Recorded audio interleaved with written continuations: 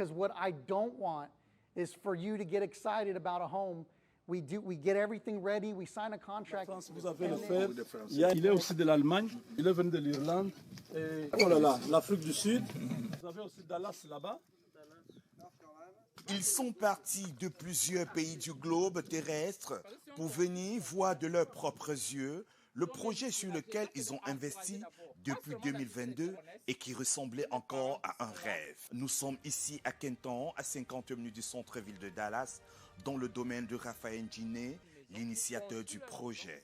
Ses associés et lui accueillent la deuxième vague des acquéreurs destinée à bâtir une ville africaine dans le deuxième État le plus vaste des États-Unis, le Texas. To help 1 million people, common people like us.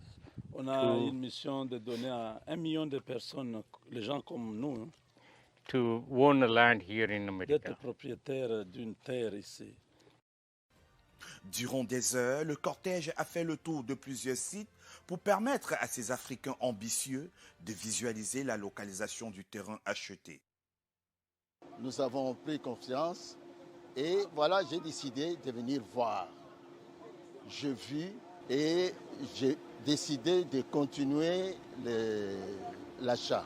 En tant que jeune africaine, jeune congolaise, c'est mieux d'acheter, d'investir, d'acheter des parcelles que les habits, les fashion and shopping. Je suis une fille, of course, j'aime bien les habits, les fashion congolaises, comme vous savez.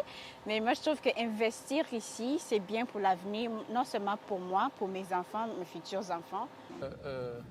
C'est tellement important de créer l'environnement qui est conducif aux enfants, ce qui peut aider les enfants à être la meilleure version d'eux-mêmes, garder les valeurs